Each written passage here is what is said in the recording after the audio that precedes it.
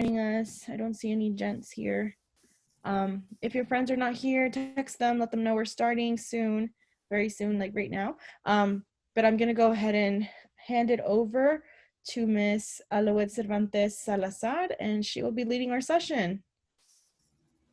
Awesome. Well, great afternoon. I'm so excited to be here because today we're going to talk about money. And today's presentation is about how to make your money work for you and for your future. And so I'm going to continue. I'm just going to start going. So a quick introduction. And yes, you'll know who that is in like a minute or so. So my name is Alouette Cervantes Salazar, and you can address me as Mrs. Salazar. That's totally fine. After 11 years of marriage, I probably should get used to that. And so you can call me Mrs. Salazar. That's fine. I was born and raised in Los Angeles. The first one born in the United States, only child, never knew my dad. I have no idea. I just know he lives somewhere in California. So I was raised by a single mother and her tribe, like her whole village. And that means all the aunts and uncles and extended cousins and everybody, which has been really, really a big blessing. I ended up going to community college first, right after high school. And then I ended up going to Cal State system, so Cal State Fullerton, and where I went from business major to a psychology major, and it was actually really, really fun. And so I have my bachelor's in psychology, a minor in women's studies, and then I worked with farm workers for about a year between undergrad and graduate. And so I ended up going to San Jose State University for my master's in public administration, so I learned how to run nonprofits as well as cities, how city and government work. And I've been married 11 years, and I have a 3.5-year-old dog named Bebop, and that's Bebop right there. She usually doesn't like the camera, but that was a rare moment that she was actually looking at the camera. So there we go. I want to show you that picture. She's a lot of fun. We don't have any kids, so she's our fur baby. And I currently work at a community college called East LA College, but I'm also a small business owner. I've decided to be an entrepreneur. I actually come from a long line of entrepreneurs. My mom had her own business. My grandmother had her own business. And even my grandmother's parents had their own business. Their business was selling beef. My grandmother's was selling clothes and candy and stuff. And then my mom was selling real estate, and also she was a fashion designer. And then now I'm doing this as well. And I'm super excited with you all to be here with you all, because it's such a great opportunity to talk about money and seeing how we can make it work for us. And you said there were only females on here other than us? All females? I believe so, yes. From what I'm seeing, yes. And I think we have a mix of like seniors, juniors, and some sophomores. Awesome. And so Anagleta is like the sole male here. So this is for everybody, okay? So take this information back to your brothers and sisters and whoever you like. Okay, so during our time together, I would encourage us to take notes. So go ahead and get a notebook or something to write with, and because we're going to talk about these different things. First, we're going to talk about our current relationship with our money, choices when it comes to money, spending habits, which is huge, the importance of actually saving money, credit, and money management habits. And I know for a lot of you, you're maybe like, I don't even have a credit card. I have no idea. This is going to be years from now. Well, I'm just going to give you a little glimpse of how we manage our money can actually affect our credit in the future. And then how to continue managing your money as you continue to blaze your trail, as you continue to go forth and do what you're going to do, in high school, and then continue on to college. And then at the end, we'll have questions and answers. But if I might be asking questions along the way, just to make sure that everything is clearly being communicated, and then you get your questions answered as well.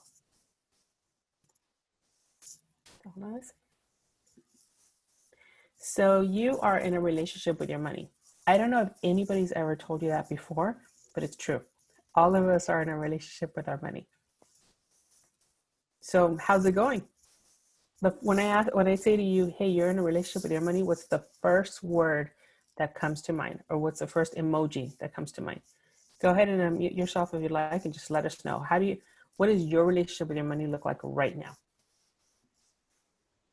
Or you can put it in the chat as well.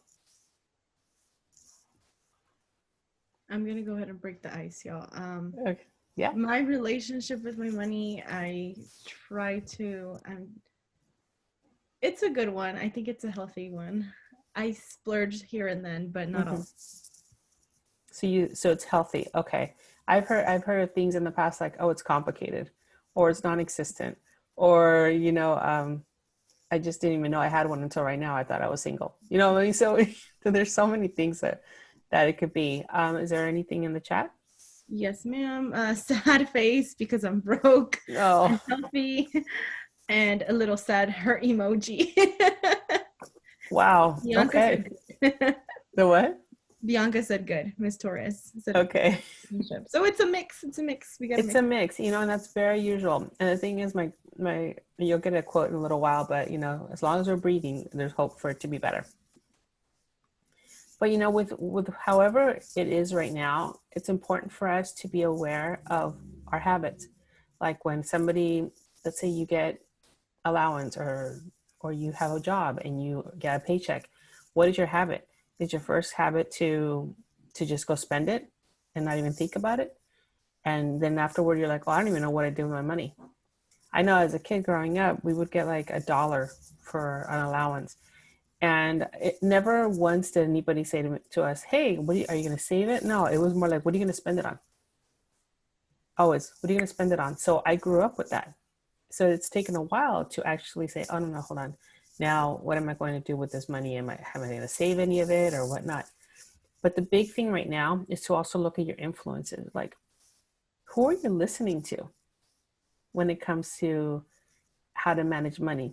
Like your parents, maybe your siblings, your friends. When I started college, I would just listen to my friends, and all my friends love to spend money. So they were always like, oh, let's go get something to eat, or let's go do this, or oh my gosh, that looks so cute on you. Go ahead and get it. It's like, well, I already have 3 other black dresses at home. No, but you don't have this one. There's also always a reason to spend. But also, who are you paying attention to on social media or, in entertainment? Like if you see, I have a cousin who's already in their 40s and they see that Beyonce buys something. And it's like, I have to get it. I have to get it. It's like, I already have something like that, but I have to get this one. That's their influence. So this may be something that's going on with you where you're like, oh yeah, I think every time I see this, I always want to buy that. Or, what are your thoughts? Are you thinking, oh, I'm going to save some money, but then like when I get a job, I'm going to save some money, but then let's say you just got a job and the first thing you do is just spend it instead of save it.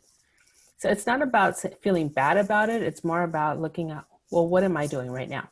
What are my habits? What are my thoughts? And who's influencing me to say, hey, I'm going to buy instead of save? Well, okay, now we saw that there's like sad faces and, broken hearts or whatnot. Now, what do you want it to look like? What do you want your relationship with your money to look like? And you may be like, yeah, I'm still young or I don't have any money, but eventually you'll have money. Eventually you'll be getting a job or eventually you'll be getting financial aid. So what do you want it to look like? And some people have said, oh, well, I want to be financially healthy. Okay, well, what does that look like? Does that mean having some money in the bank? Does it mean being able to help pay for school? Maybe does it mean that you have enough money to have a car and be able to pay for that car? Have gas in the car, maybe for insurance. Like, what does it mean to be financially healthy? And it's such a personal question because, it's your life. And if you're like, well, I have never even heard of that before, that's okay. That's why we're here, just to start thinking about some things. Some people said Yes. to have more money, to be stable. So basically along the same lines. That whole stable thing, that's a big one because it has so much with that. Stable could be have enough, to pay our rent, to have food on the table, to be able to buy clothes when I need to to be able to get supplies for school, so many things. But you can actually start making a plan. And if you're like, okay, this is a lot right now, I thought I was just going to take a couple of notes. That's okay. You'll have my contact information at the end, so you can always ask me questions. But this whole thing is about being aware, right? So that's why I asked you how your relationship with your money is with your money. So that's the awareness part. But then you can take action. You can take action by, for example, let's say you have a job and you get paid every other week. Okay, so you're aware that maybe you don't have savings, but your action can be taking a part of that paycheck and putting it away, putting it on the side because you're saving for something. Okay, that's going to help you. That's going to lead to success because you're not just thinking about it, you're actually doing something. And not just with money, this could be with so many other goals in life. But since today we're going to talk about money, let's focus on that. So awareness, great. But when you add action, it's very, very nice. And little by little, as you can see right there on the right side of the screen, success is not like, oh, that's it. It's a success. No, it's step by step. So every time you save some money, every time you decide to resist that temptation to spend and instead use it for something else, that's still a victory. It may seem like a small victory, but it's still something. And it's going to lead to you getting to where you want to be that financially healthy person, or to have a relationship with your money that is much healthier, more stable. And all of us all of us are faced with temptations to spend money. Believe me, it doesn't matter how old you are. But we all can learn how to resist those temptations and to not spend more than we actually truly can afford. But overspending can actually lead to unmanageable debt, missed opportunities, and stress you really don't need. Does anybody know anybody that is extremely stressed because of finances? Anybody in their life, especially during this pandemic, I see that there's a lot more stress. And there was actually a study that showed that prior to March, 7 out of 10 college students were stressed because of finances, and now recently 9 out of 10. And that's just college students. So I can't imagine. So I haven't seen any statistics for high school students, but I'm pretty sure that goes hand in hand as well. Anything in the chat? If not, that's okay. Okay, so we're going to continue, but believe me, every step that you go toward your future, toward success, is going to be worth it. So, just trying to move it. So a few things to keep in mind.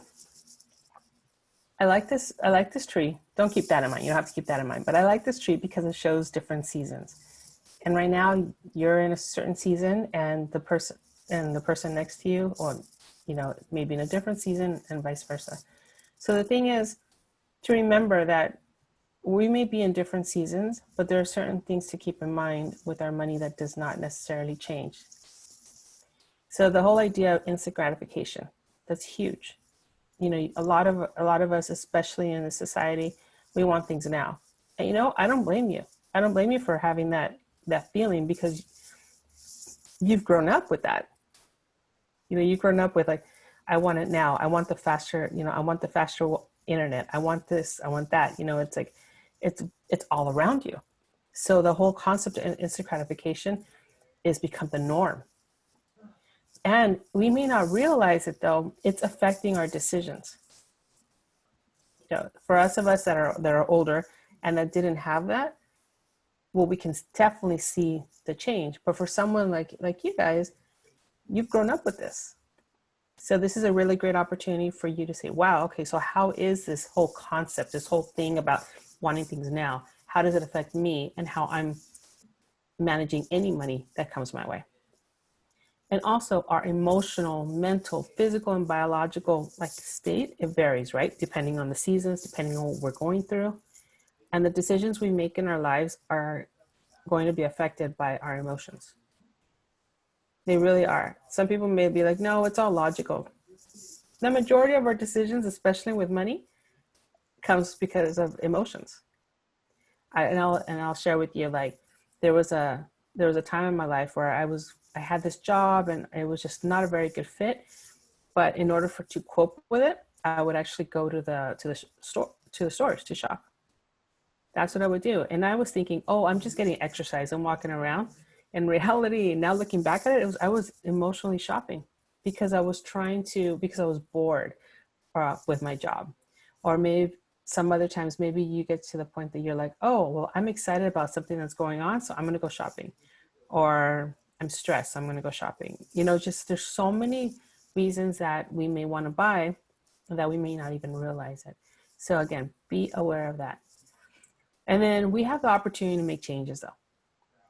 And we have opportunities to grow. And you're right now you're in high school. So you have this great opportunity to start thinking of these things now and making plans and just being aware before you even go into college. Because in college, a lot of things change, but these things right here don't really change. The norm is still going to be instant gratification. Our emotional, physical, mental state definitely can affect our emotions. But we do have the opportunity to make the changes though, and we do have the opportunity to grow. And my grandmother would always say to me, as long as there's breath, there's hope. So as far as I'm concerned, we're all breathing, right? So there is hope for us to make any changes in our life. And even if it's one change, even if it's one thing, it's still a good thing. So most of the time we do have a choice of what to do with our money, most of the time. Some people say always. No, I don't think always, because I know that emergencies happen.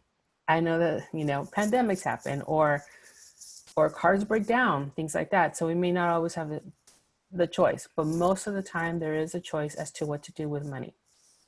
We can either spend it, save it, or invest it, maybe share it with others, give it away.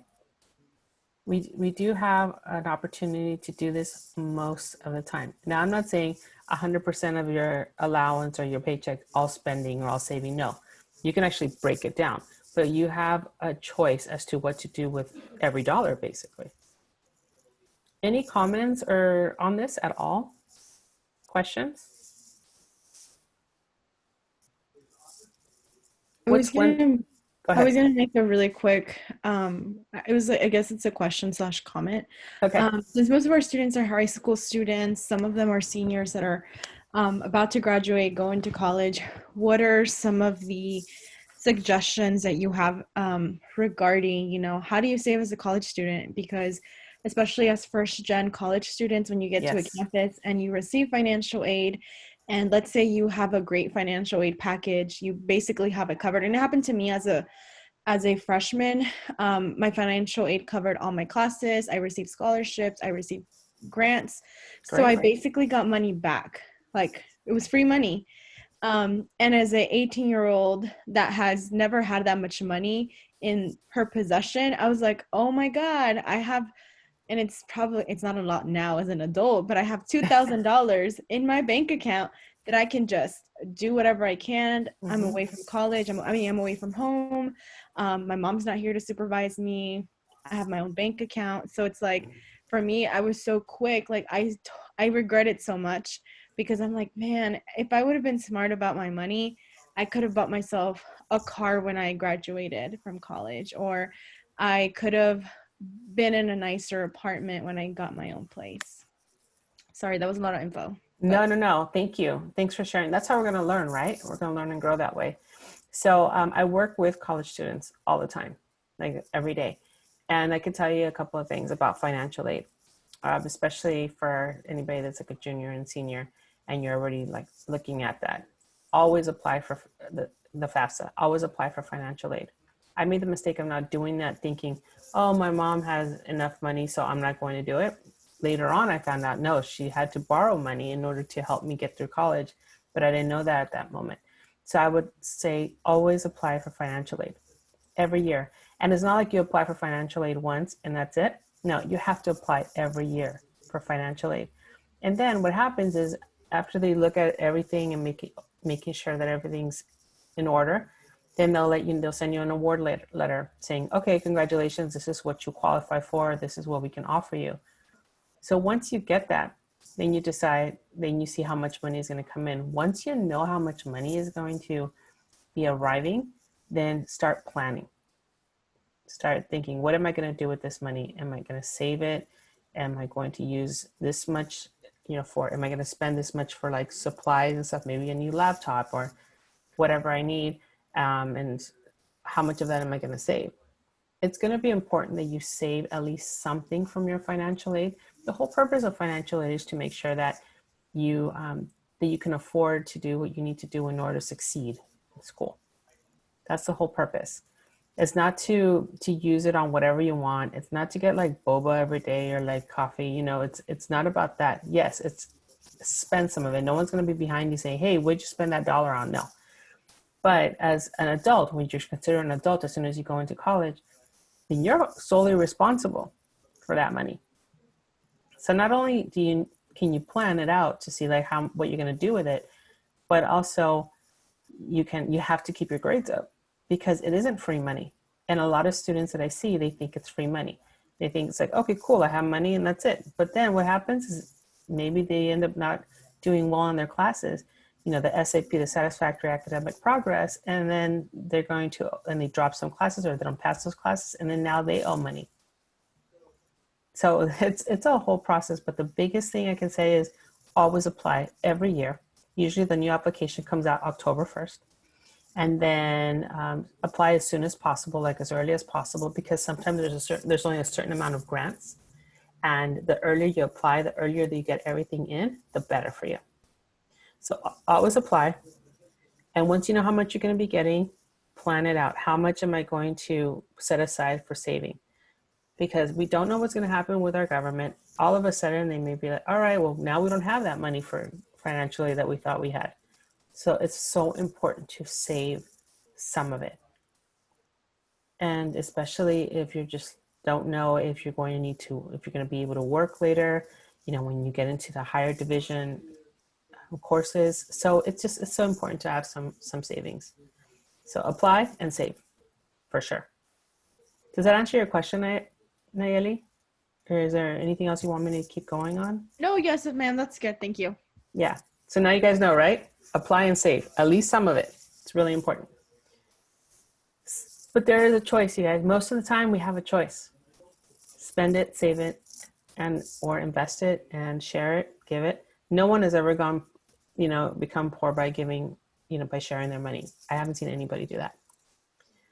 Now, just remember, you have a choice. You are the consumer. You are the one that can say, yes, I'm buying this, or no, I'm not buying that. And yes, I'm saving, or no, I'm not saving. So let's look at your spending habits. Raise your hand. I guess you don't have to show it to me, but maybe raise your hand, the little hand on there. Raise your hand if you'd like to spend money. Couple. I like spending money. I'm not gonna lie. Okay, now keep your hand up if you keep track of what you spend your money on.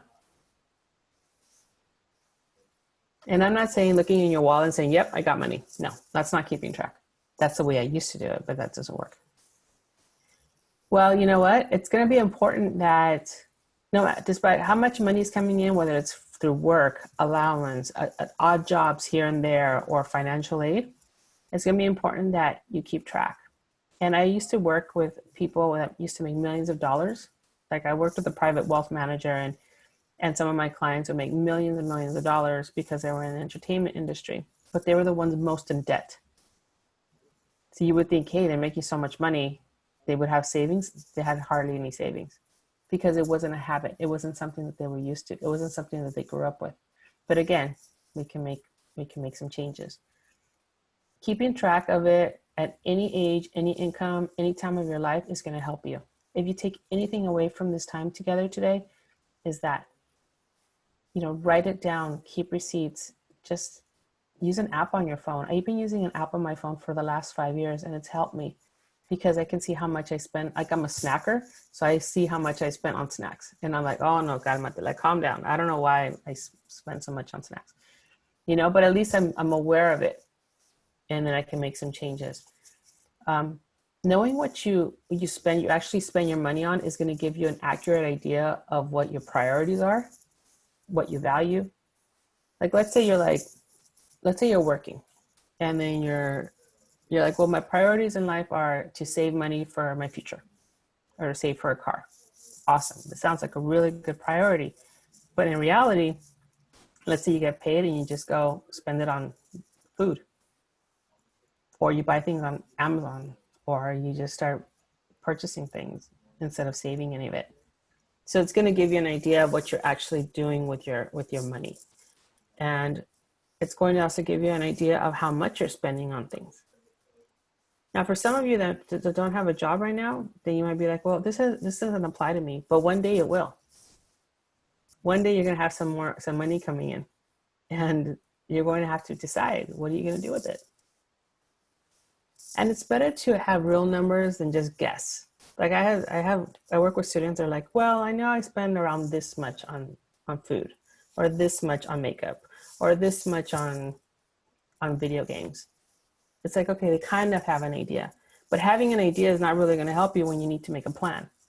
We need to figure out how much you're going to want to save or need to save in order to get like maybe a new car, or in order to, if you're going to be going away to college, to be able to have enough money to put that down payment, not the down payment, I'm sorry, the deposit into like a place to rent. So it's important that you at least keep track. And if you're like, well, I hardly have money, I only get like $10 a week, maybe, you know, to for like little things here and there. Okay, then at least have an idea of what you're doing with that money. It comes down to, it doesn't come down so much to the numbers, it comes down to your habits and your priorities. Because right now, if you start looking really at what's important to you, then it's going to help you as you get older and you start making decisions, especially when you go into college and you see $1,000, $2,000, $5,000 in your bank account from financial aid. Because then you can start seeing, all right, what is it that I really want to do? What am I prepared to do with this? And I really like this on the top right. Earning a lot of money is not the key to prosperity. It isn't. It's how you handle it. See, a lot of people say, well, I just want to make a lot of money, so that's when I'll have a lot of money. Not necessarily. Those people that I was telling you that were making millions of dollars, to them, it wasn't important to save. To them, it was important just to live in the moment. I'm not saying it was a bad thing, but later on, when they needed money, they had to they really struggled to try to figure out, you know, how to do that. Any questions on this or comments? I see there's some comments.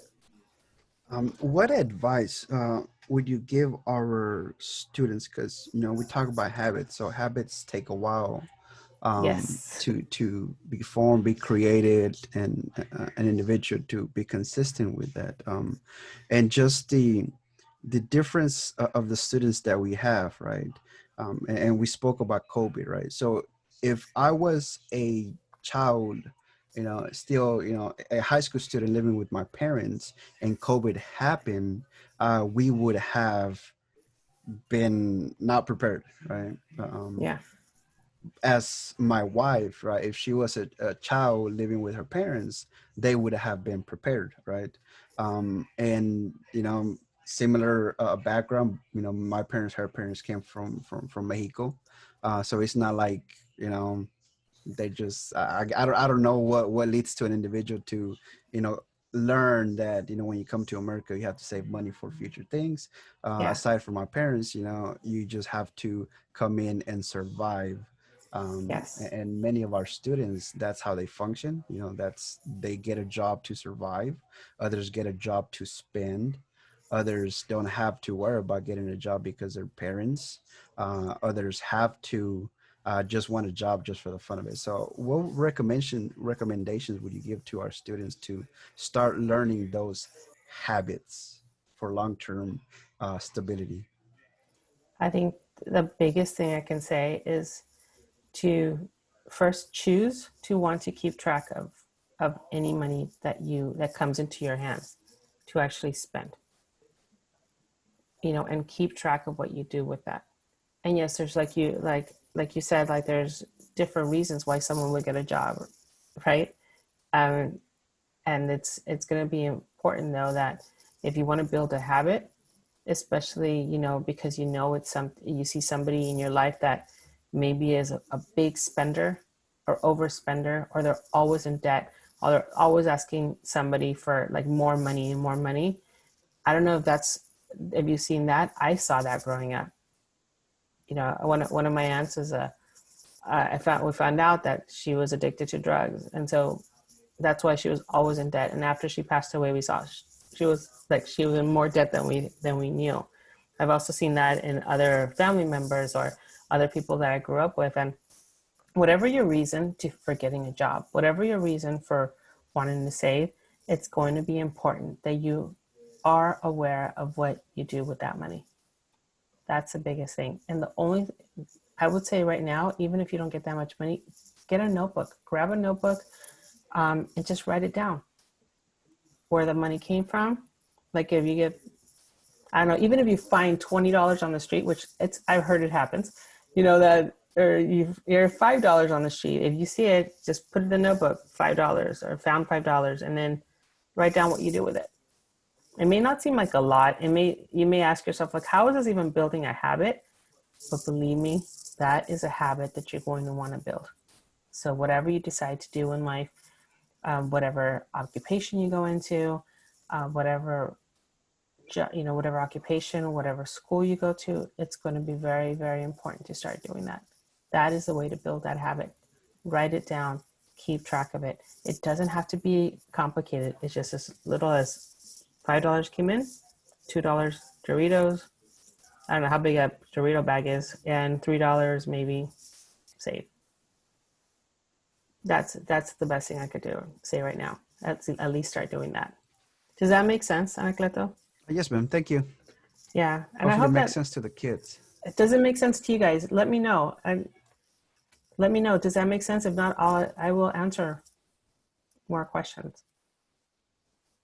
You have it in your power though to be able to make a difference in your life with this. Now, there's going to be a lot more complicated things in life, but this is something you can start doing now. You can start doing today. And if you're like, well, I spend money on all kinds of things, eventually you might be there where you're just spending money here and there. Then focus on the one thing you spend a lot of money on. And then when you see how much you're actually spending, you might be like, all right, do I want to continue like this or do I want to change something? Okay, here we go. Needs and wants. It's not always easy to decide. Some people say, of course it's easy. No, I don't think it's always easy because again, our emotions come and go, the state of mind, things like that. So these are some examples of what some students are facing right now, especially during COVID, is like a new phone, new laptop, I don't know, an iPad. You know, should I get one? Should I not? If I do tend to get one, then what kind am I going to get? Or maybe you're saving up for a car. Or maybe you want to get a pet, a certain type of dog or cat or fish or bird, I don't know, whatever it is. Or maybe one day one of your goals is to buy a house or some property. So it's important to decide though, like, is this a need in my life or is this a want? So let's look at the laptop. Is this a need or is it a want? What do you think? As a high school student, do you think this is a need or a want?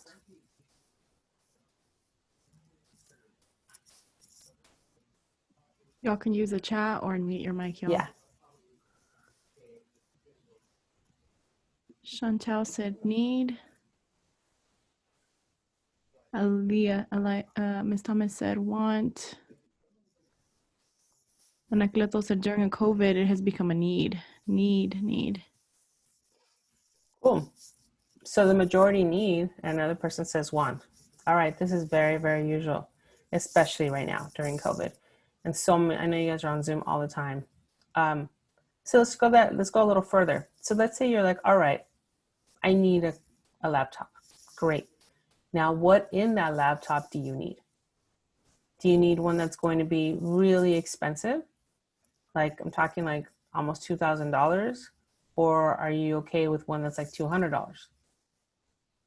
Just because it's less expensive doesn't necessarily mean that it's going to be the best. And just because it's the most expensive doesn't mean it's going to be the best, because it comes down to what you actually need.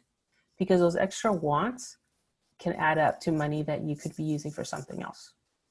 So for example, like, let's say you have these complicated or these classes where you have to have a certain type of software in the computer. Okay, then you're going to need to get that in that computer, so which is going to raise the cost. But just because you like the color or you like how cool it is or how amazing the commercials are, doesn't necessarily mean that's going to be a better computer for you guys. So that's why it's important to say, all right, do I need it or do I want it? And what about this do I absolutely need? I'm not saying to never get your wants. No, that's not what I'm saying at all. But it's going to be also important for you to be aware of what you're doing, of what you're choosing to spend money on. And let's look at a car. Maybe for some of you, you may really want to get a car one day. Okay. So then ask yourself, what in that car do I need? And what do I just want? Like, do you need air conditioning? I would say yes. And I would think in Texas, you need air conditioning, right? So maybe that's a need. I know in California, that's definitely a need, so I cannot imagine Texas. But do you need leather seats? Do you need heated seats? Do you need a system that when you turn it on in the morning, it says, "Good morning, beautiful"? It's like what absolutely do you need in this car? Because right now, remember, you're thinking this is a first car. It's not your forever car. So maybe you just need a car that's going to have air conditioning and that's going to is in good condition, like the engine is good condition, and you can get you from A to B. Awesome. Sometimes you may need to get a funky color like orange or yellow or green, just because it's less expensive. But yet that might save you like $2,000, which helps, right? Because that money, you can use it for something else.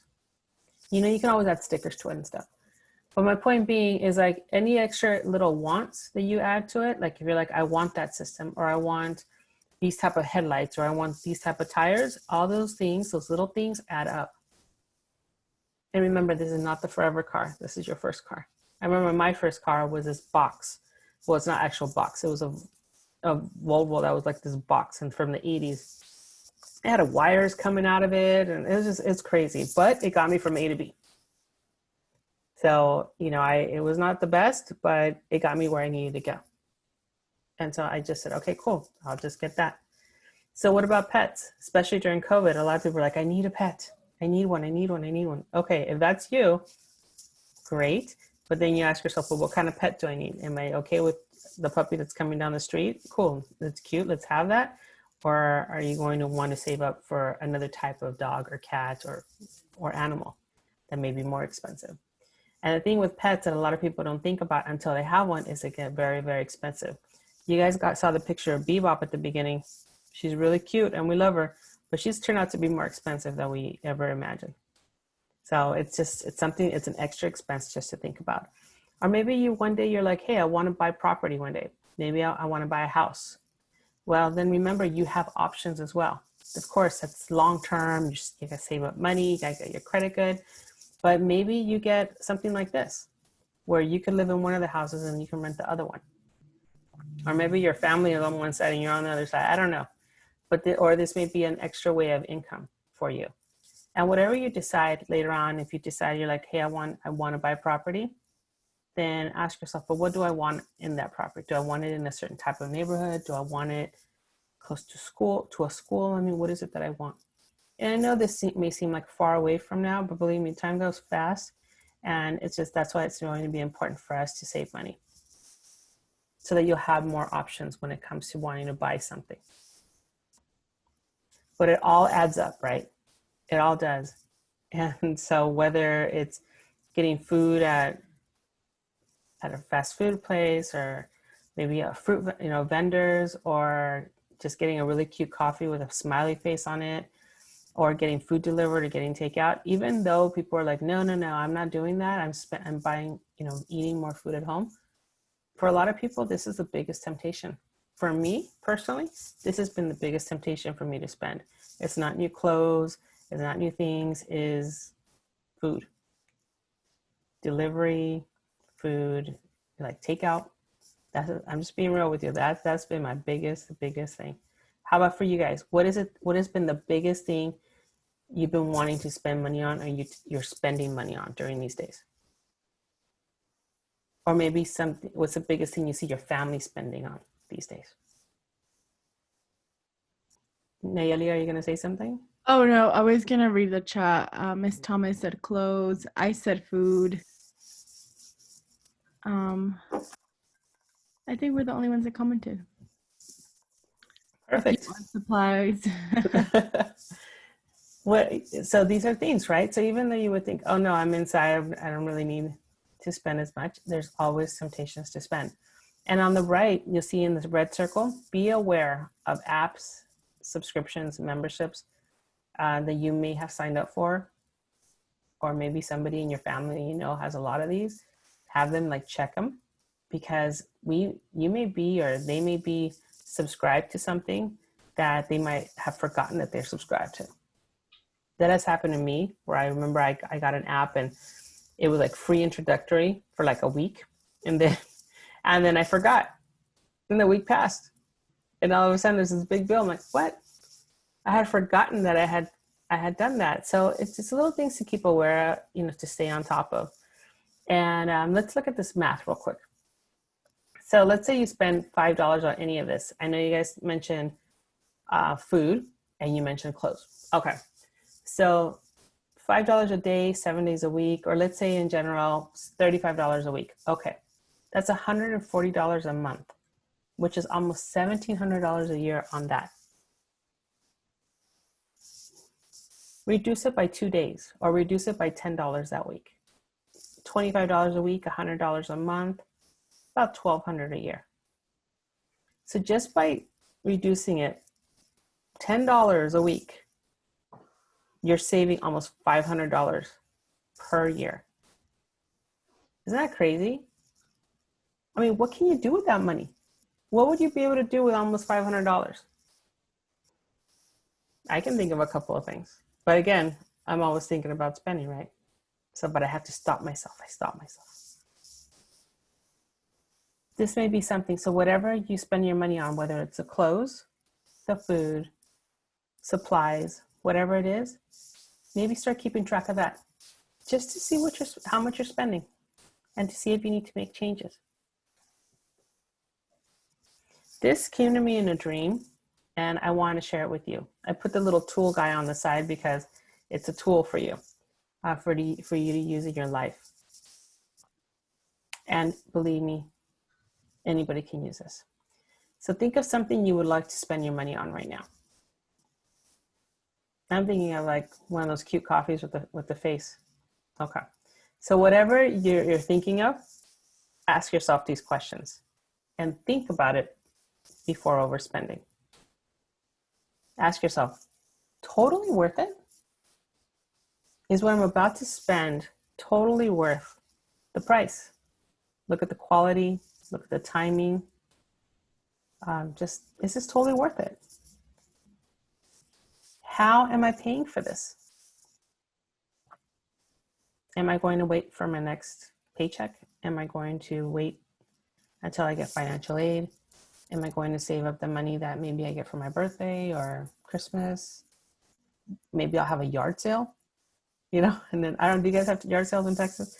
I would think so. You know, maybe I'll do a yard sale and clean it up and I'll use that money. So how am I paying for this? Is it something that can wait? Most of the time, things that we buy can wait. They really can. But is it something that can wait? Is it going to be on sale later? Can you get a coupon? I like coupons. I really do. I come from a long line of coupon clippers. So is it something that can wait? Maybe you can buy it together with a friend, and then that way it's not so expensive, and you know you can split the whatever it is, like the big box of something. This is the most personal one. Only you can answer this, because you know what's in your mind, what's in your heart, what's going on in your life. It's your experience.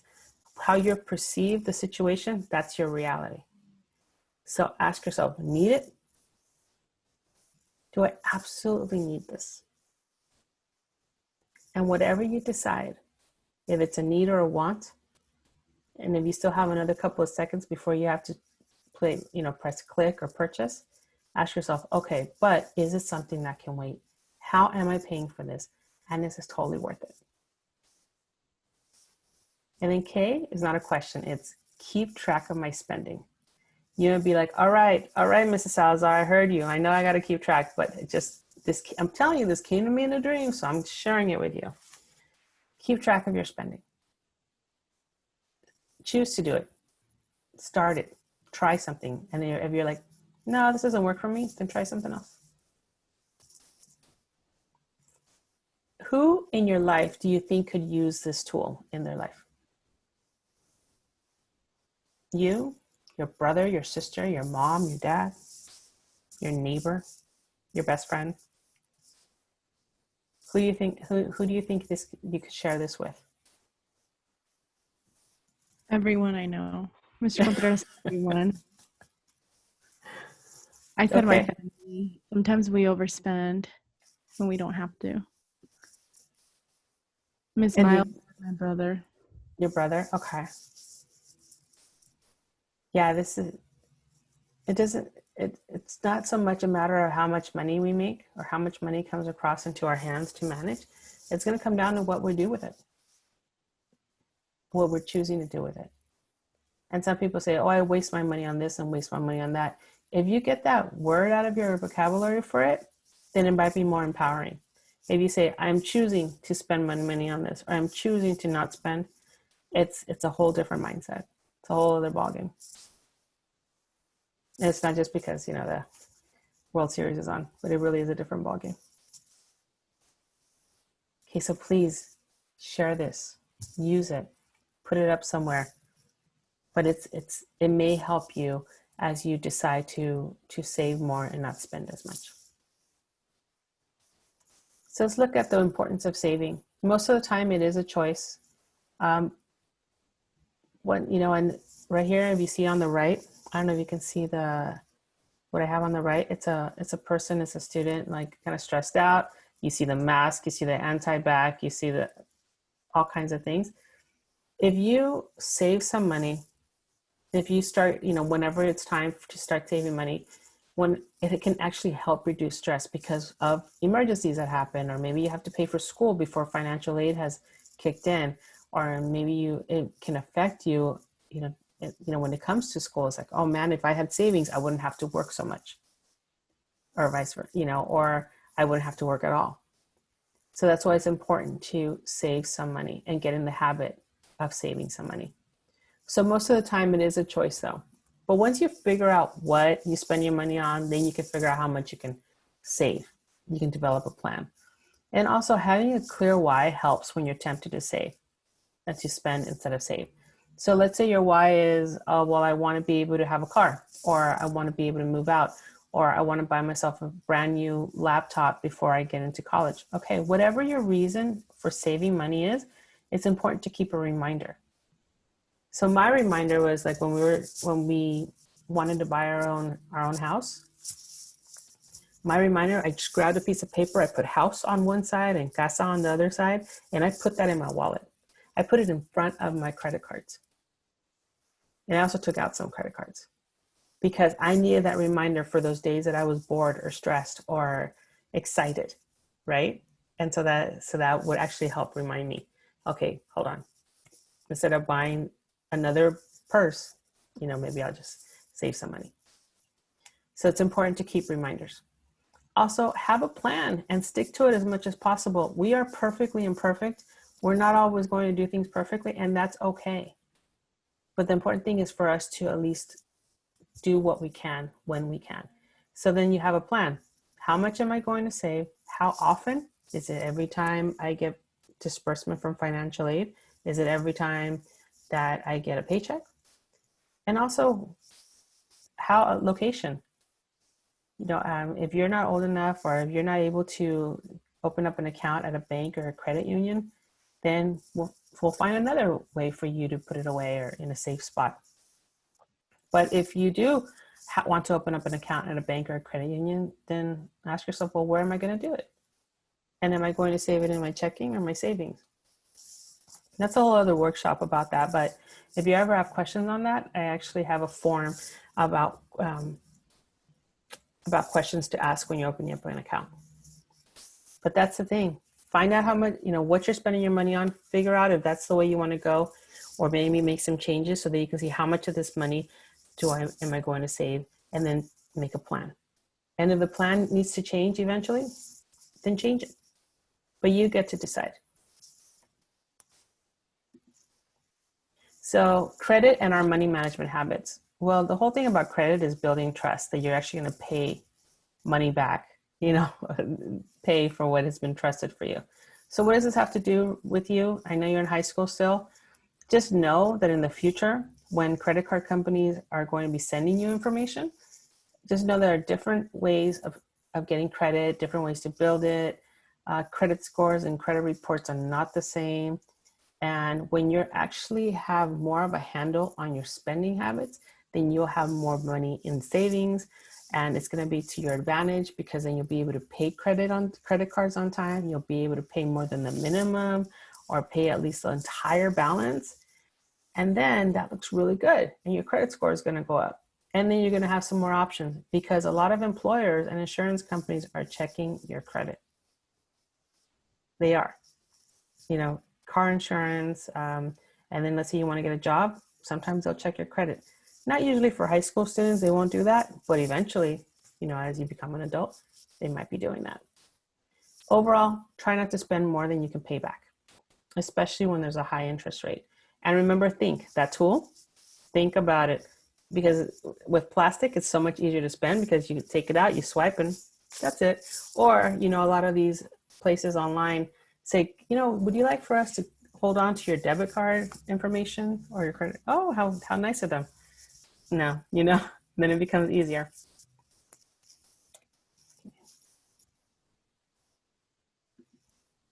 So let's see. We're almost there. Stick with me here. So managing your money as you continue to blaze your trail, as you continue to go forth, because I was thinking, UNTD Trailblazer, so that's why I added this. It's a little cheesy, but it's kind of my style. Okay, so so I was like, what are trailblazers? So I went online, and this is actually from NASA.gov, which is kind of cool. Trailblazers have the personal qualities of strength, courage, resilience, causing them to be relentless in their pursuit, embracing and learning from failures or setbacks, and they are prepared so that they can perform their personal best to deliver what's required of them. This is going to be life, right? There's going to be things required of us, and we're going to have to continue going forth in life.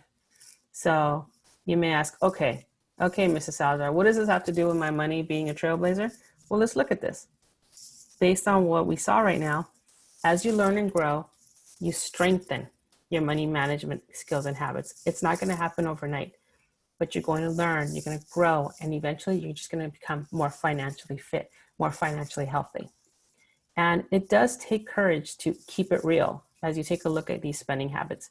It does take courage, because you're going to look at numbers. You're going to look at what you're spending your money on. And it does take courage to look at that. And because there's so many people, adults, 20s and 30, in their 20s or 30s, that don't have the courage to really look at what they're spending their money on. So if you start developing these habits now, you're just going to be so much more ahead. And resiliency or flexibility, it's going to be needed as you prepare to go through situations in life. We don't know what tomorrow brings, but we know that there are going to be situations. And these situations may require you to make some changes in order to thrive and not just survive.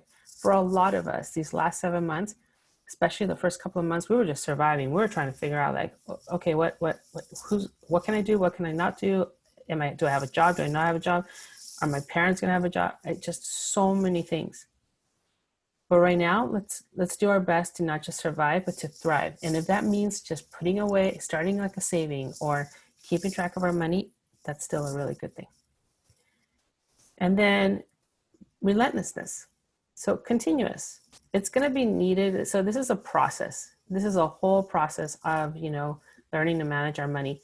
So we need to stay aware of our habits. I'm not talking about like every day.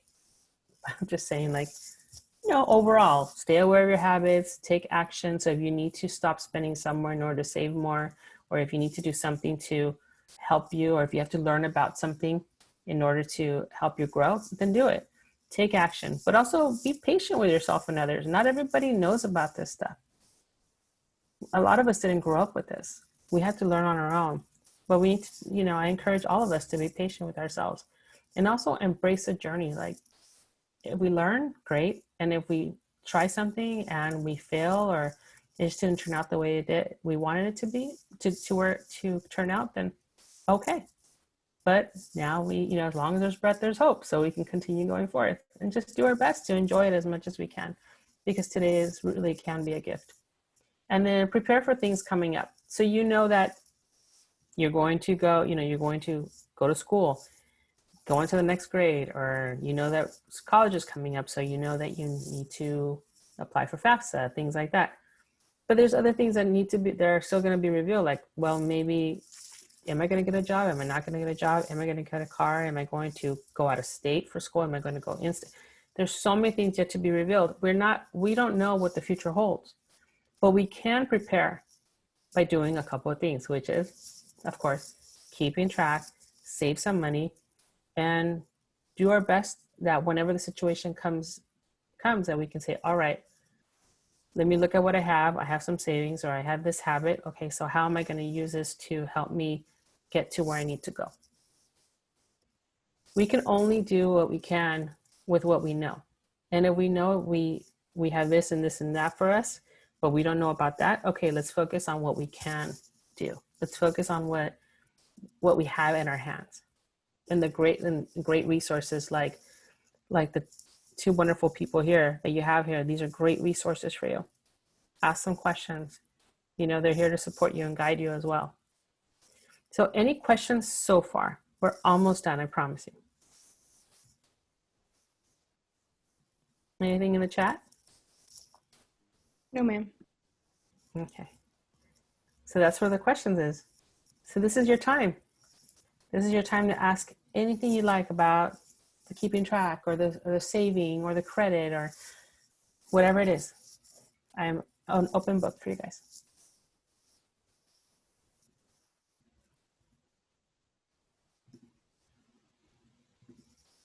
Okay, I'm muted. Is there any questions about money management, Yeah.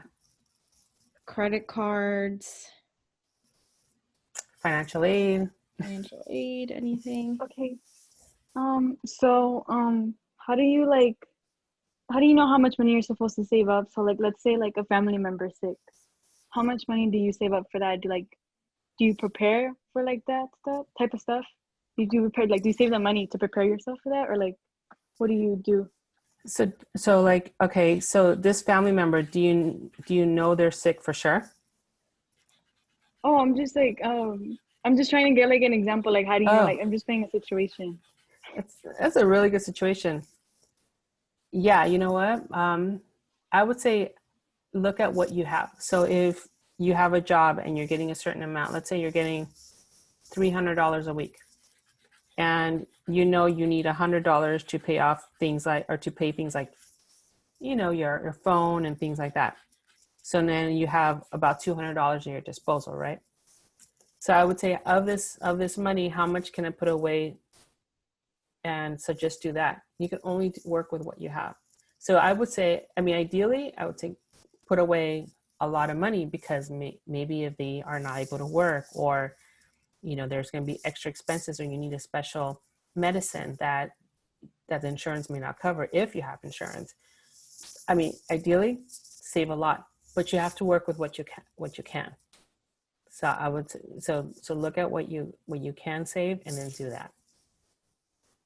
And then if something happens where you're like, okay, this isn't enough, then there should be resources out in the community, hopefully, that you can look for, or there might have to be something else that you need to do in order to make some more money.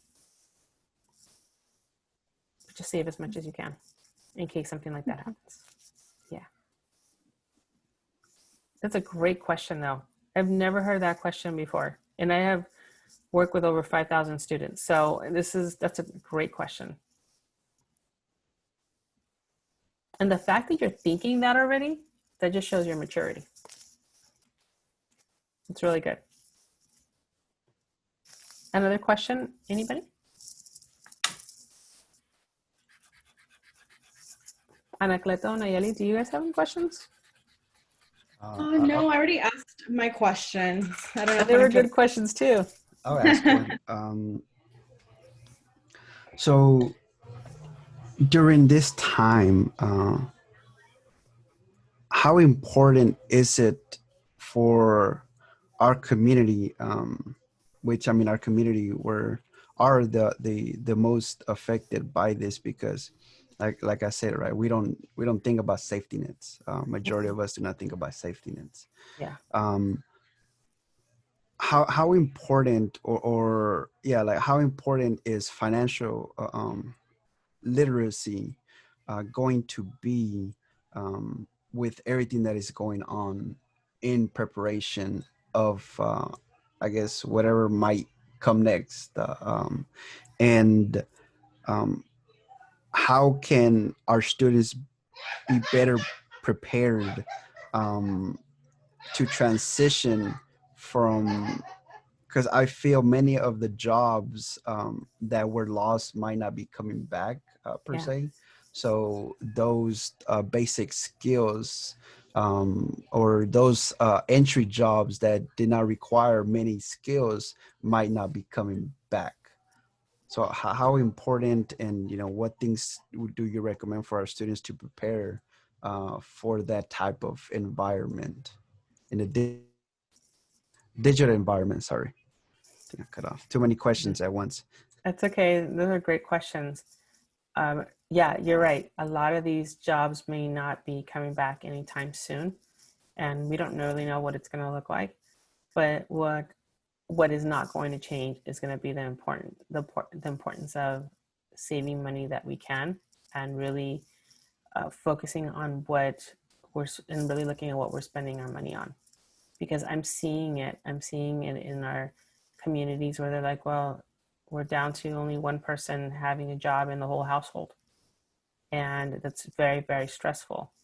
But yet somehow they're spending money on things that they don't need. And I think this is why it's important for us to really take a look as a, not just as an individual, but as a community, as a family, is like, what can we do? What can we do with the money that's coming in? And if it's just like every dollar is stretched, okay, and that's going to be hopefully temporary. But eventually, there's going to be an opportunity to get some money or to be able to get that financial aid, and then there's money that's going to be coming in. And it's going to be really important that we just really take back that power to say, you know what, I am choosing to buy this, or I'm choosing to not buy this, or I'm choosing to save instead of spend, or I'm choosing to look and figure out, what is a credit card? Do I even need it? Do I want it?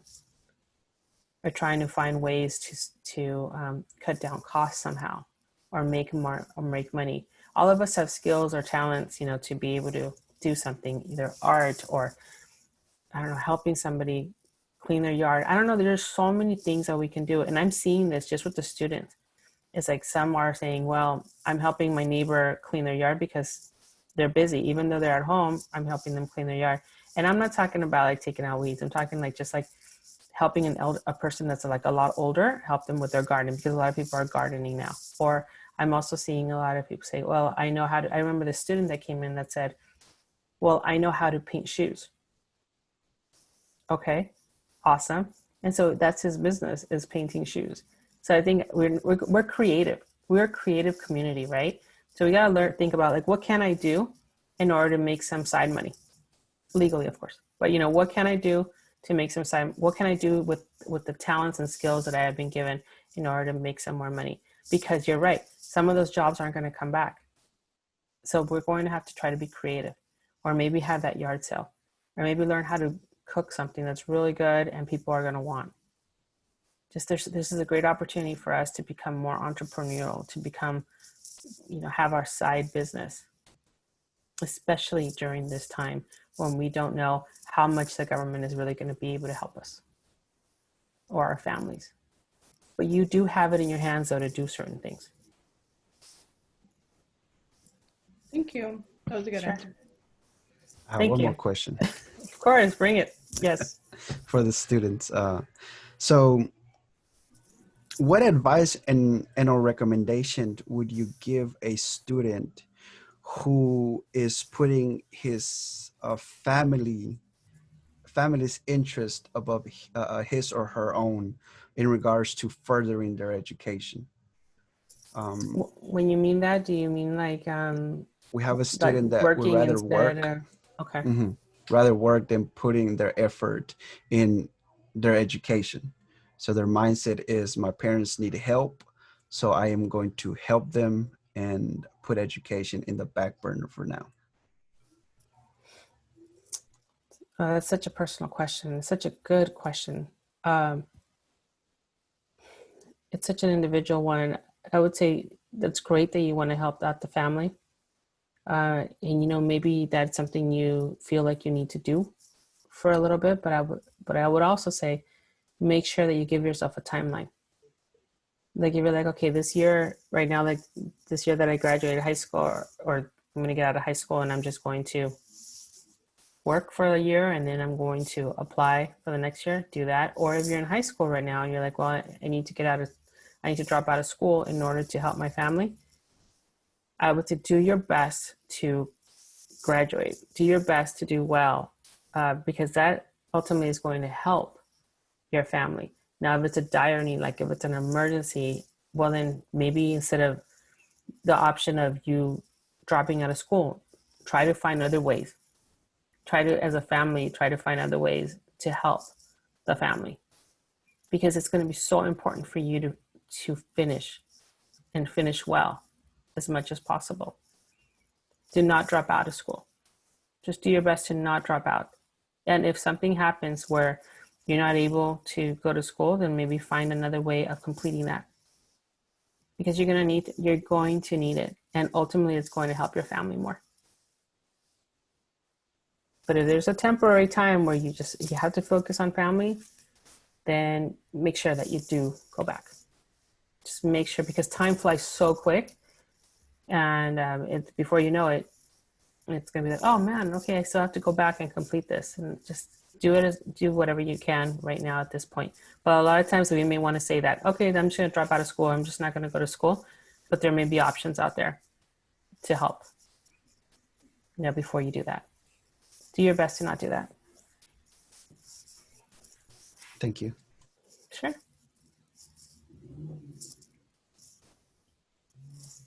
Anybody else?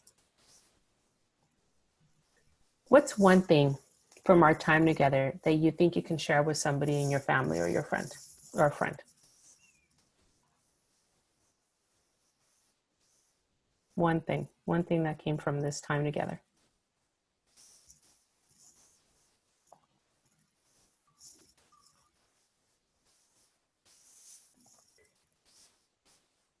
Anything? Maybe you're still thinking about it. The chat says, keep track of your money, manage your money wisely, only get what you need, how you got it and how you spent it, and the power you have to create the outcomes you want in your life. Think. Yeah. Think. I'm so glad I woke up and actually, wrote that down. It was like 3 a.m. when that came to me. Yeah. You have more power than you may think, but we can only control what we can control. Right. And that's a trick right there, is to really learn to really focus on what we can control and do the best with what we can control. We can control what we do with the money. We can control, our choices, up to a point. But we cannot control what's going to happen with the economy. We cannot control what's going to happen, with classes when they're going to go back, and we cannot control that. But we can do what we can with what we have. And that right there, the art of, or the skill of learning what you can control and learning how to let go of what you cannot control is huge. And that's a whole other workshop. But, this is going to be something that you can start learning from now as well. So keep track and learn what you cannot control and let go of what you can't control. I don't know if you guys think that that's important. You've seen that in your life, if that helps you. Yes. So it's taken a while, but we're getting there. Awesome. Thank you so much for joining us, Ms. Cervantes. You're welcome, and I'm here to help. So my company name is called Silvertray, and I just founded it this year, and I'm super excited because I get to work with college students and upward bound students and just students in general to be able to do this. But I'm here to support you.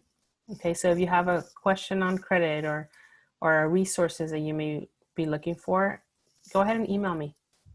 You can also check out the website, but go ahead and email me and let me know that you were from this workshop, and then we can go from there. Or if maybe one of your parents has a question, that's okay. Email me also. Here to support you guys. Thank you so much. Thank you so much for joining us. It was a really informative session. I'm going to go ahead and conclude our session, y'all. Let me don't leave yet. I have to take attendance because Mr. Harris wasn't here. So I'm going to go ahead and take attendance real fast. I was gonna say, don't worry. I'll just upload the thing. It'll Okay. Yes, ma'am. Oh yeah, we'll do it automatically. Awesome. Yes, Really quick announcements. Our next session with Dr. Sanchez, for those who didn't join it last week, we'll have one next Wednesday. Next Friday, we're gonna have a Halloween themed Trick or treat. fall trick or treat. Fun. Okay. So, for those that weren't there to pick up backpacks last month, we're going to be there to give backpacks again for those that didn't show up. And then we're going to have PPE equipment. So we're going to have some masks, some little hand sanitizers, and hotspots. I know some students are still needing hotspots. If you need a laptop, please email us ahead of time or text us so we can get that situated for you.